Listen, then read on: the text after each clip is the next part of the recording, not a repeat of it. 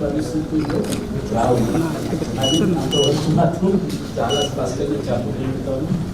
చాలా వరకు వాళ్ళకి హైదరాబాద్కి సంబంధించి మెజారిటీ పూర్తయ్యాయి. కొన్ని వెటరన్ జర్నలిస్టులకి, ఫ్రీలాన్స్ వాళ్ళకి, న్యూస్ ఏజెన్సీ వాళ్ళకి కొన్ని పెండింగ్లో ఉన్నాయి. అవి నెక్స్ట్ వీక్ పూర్తవుతుంది. మంత్రి గారు, మినిస్టర్ గారు చెప్పారు, దీన్ని ఏదో ఒక సమయంలో ఏదో ఒక గడువు పెట్టి పూర్తి చేయకపోతే బాగుండదని చెప్పి. అందుకనే మనము కమిషనర్ గారు స్టేట్మెంట్ కూడా ఇష్యూ చేశారు.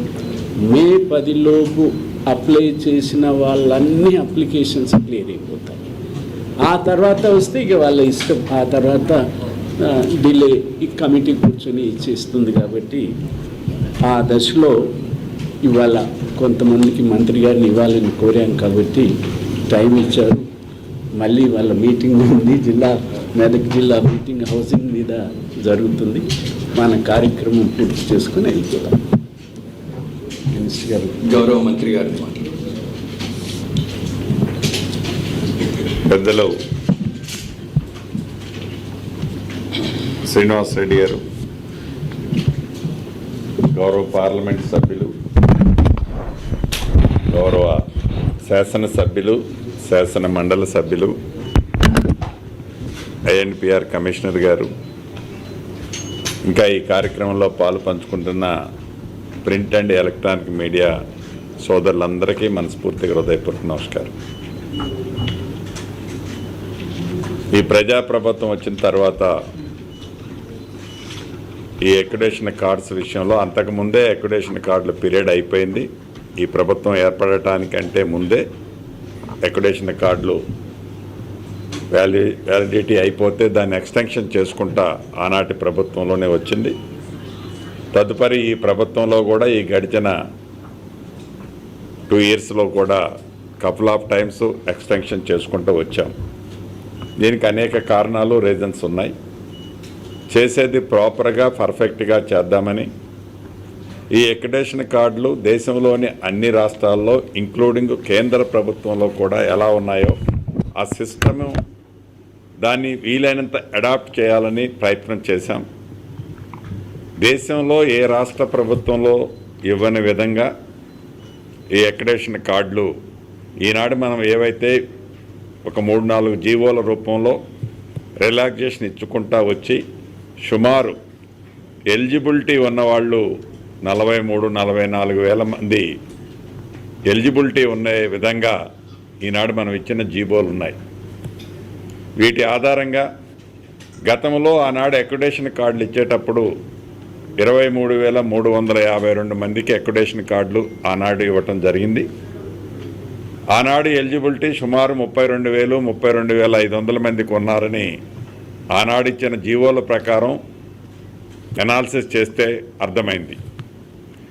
తదుపరి ఏవైతే ఈ అనౌన్స్మెంట్ చేసిన దాంట్లో కానీ వారి సెక్టార్ని మార్చిన దాంట్లో కానీ చేయటం వలన ఇది 45,000-46,000 పైచీలకు పెరిగే సందర్భం కనిపిస్తుంది.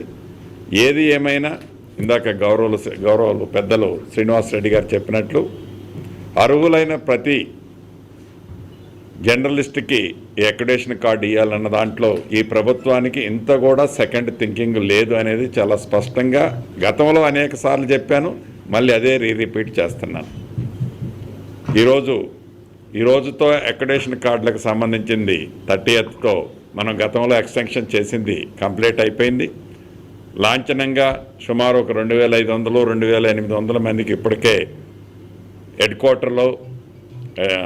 స్టేట్ హెడ్ క్వార్టర్లో క్లియర్ చేశామని 2-3 మీటింగ్లు పెట్టుకున్నారు, క్లియర్ చేశారు. ఇంకా ప్రొసీజర్లో కూడా కొన్ని ఉన్నాయి.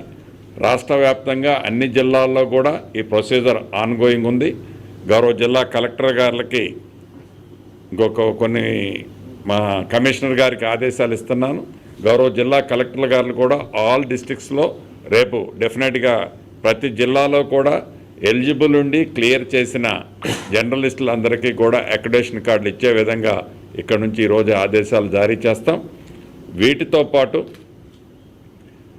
పెద్దలు శ్రీనివాసరెడ్డి గారు అన్నట్టు 2 days బ్యాక్ మేము కలిసినప్పుడు ఈ అక్రిడిటేషన్ కార్డులది ఏదో ఒక రోజు మనం ఫుల్ స్టాప్ పెట్టాల్సిన అవసరం ఉంటుంది. అది నెక్స్ట్ మంత్ 10th వరకు 15th వరకు ఒక కట్ ఆఫ్ డేట్ అనుకొని అక్రిడిటేషన్ కార్డులకి మనం ఇష్యూ చేసేది అట్లీస్ట్ అప్లై చేసే డేట్ ఒక కట్ ఆఫ్ డేట్ పెట్టుకొని దాంట్లో జెన్యూన్గా మీ కమిటీ ఏదైతే అప్రూవల్ చేస్తుందో అప్రూవ్ చేసిన వాళ్ళందరికీ మీరు కార్డులు ఇష్యూ చేయండి. చేసిన తర్వాత టోటల్గా మనం అక్రిడిటేషన్ కార్డులు ఎన్ని ఇచ్చామనేది మనకు ఒక ఐడియా ఉండాలి. ఐడియా ఉన్న తర్వాత ఇమీడియట్లీగా మిగతా ఈ జర్నలిస్టులకి హెల్త్ పరంగా ఇతరత్ర ఏవైతే స్కీమ్స్ కావాలి ఏదో చేయాలి అనేది ప్రభుత్వానికి ఆలోచన ఉందో దాన్ని బట్టి తప్పకుండా గౌరవ ముఖ్యమంత్రి గారు కూడా పదే నాతో చెప్తున్నారు. చైర్మన్ గారు శ్రీనివాసరెడ్డి గారు ఉన్నప్పుడు కూడా చెప్పారు. దాన్ని ఈ ఫిగర్ వచ్చిన తర్వాత ఇమ్మీడియట్లీగా దాని మీద కూడా ఒక పాజిటివ్తో దాని మీద కూడా కొన్ని నిర్ణయాలు ఈ ప్రభుత్వం తీసుకోవాలని ఆలోచిస్తుంది.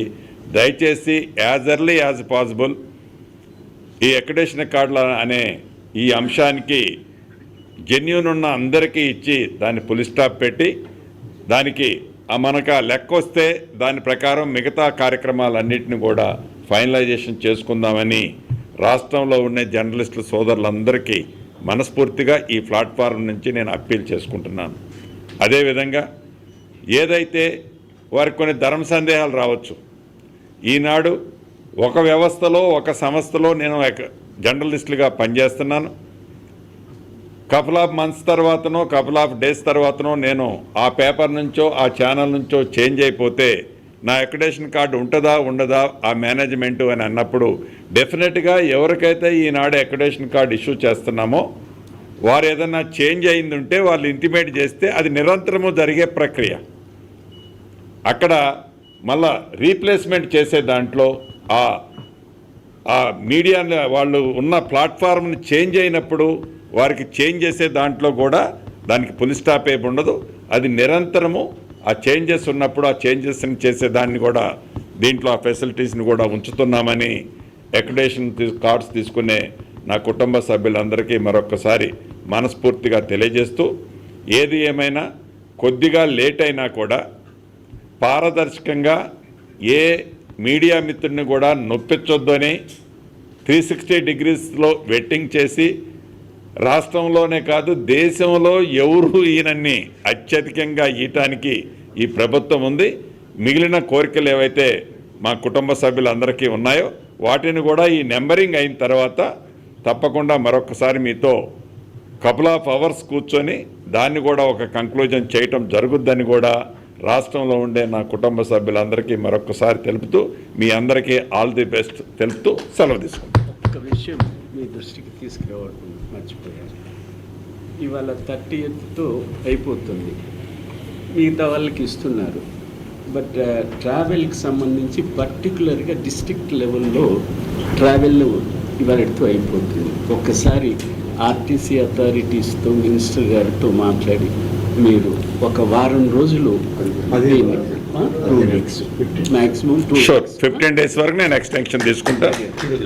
లెటర్ రాసి నాతో సిగ్నేచర్ చేసి పంపించు, నా లెటర్తో పంపించు. షూర్ చేసి పెడతా, నో ప్రాబ్లం. మంత్రి సార్ నమస్కారం సార్. తమరు చెప్పినట్టు జిల్లా స్థాయిలో తమ పేరు మీద ఆల్రెడీ ఆదేశాలు ఇవ్వడం జరిగింది సార్. రేపు అన్ని జిల్లాల్లో స్టార్ట్ అవుతుంది సార్. ఇప్పుడు పేర్లు పిలుస్తాను, ఒక్కొక్కరు కార్డు కావాలి. ఆకార మల్లేశం గారు ఈనాడు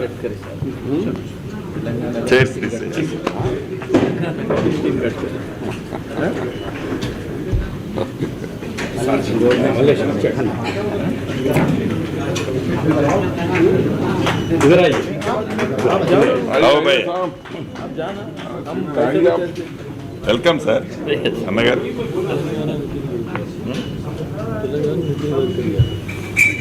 నెక్స్ట్ మైనుద్దీన్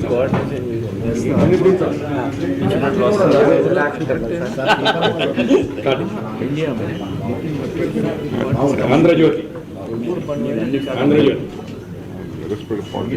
రాహుల్ గారు సాక్షి, రాహుల్ సాక్షి విక్రమ్ వచ్చాడు, రాహుల్ వచ్చాడు. ఇది ఏటీఎం కార్డ్ టైప్లో భవిష్యత్తులో అదే అవుతుంది, డోంట్ వరీ. శ్రీ అరుణ్ కుమార్ గారు ప్రభాత వెళ్ళి అరుణ్ వచ్చాడు. ఈ అబ్బాయి వాడు హీరో. కార్డు ఏంటంటే ఇదే లాస్ట్ కార్డు పెళ్లి చేసుకుని వెంకట్రాజ్ దిశ. అంతేనా? అది కూడా కండిషన్ పెట్టొచ్చు కదా మీరు. దిశ వెంకట్రాజ్. ఆయన ఇంకనా? మొహమ్మద్ హుస్సేన్ సాబ్ మున్సిఫ్.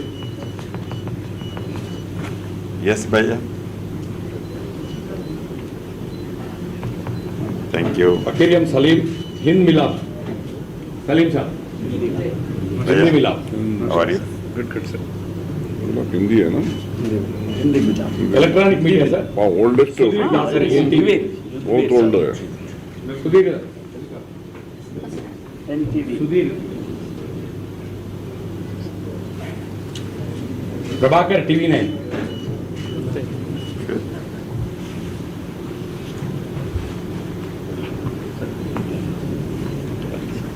Pawan Kumar big TV. పవన్ అవునండి. విక్రమ్ రెడ్డి సాక్షి.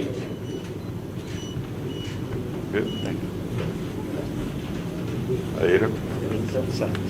రవికుమార్ గారు టీవీ5. ఆయన Ashish Kumar Pandey NDTV. Thank you. అయ్యే sir.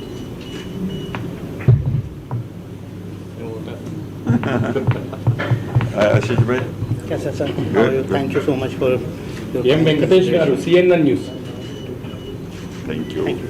See you, sir. So, Venkatesh గారు సిఎన్ఎన్ న్యూస్ 18. ఇంకనా? సార్ మిగిలిన కమిటీ మెంబర్స్ ఉన్నారు సార్. శ్రీనివాస్ రెడ్డి గారు. లాస్ట్ మిమ్మల్ని పిలిచిన తర్వాత బాగుండదు. విరాహర్ అలీ గారు. ఆయన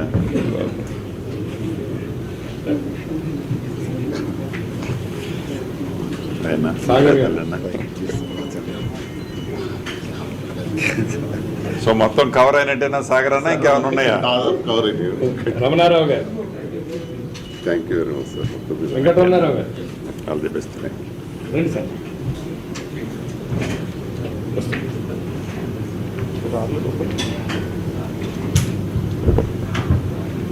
రంగారావు గారు.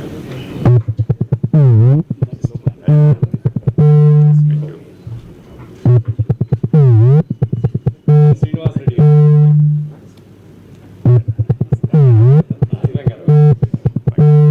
ఎన్ శ్రీనివాస్ రెడ్డి గారు.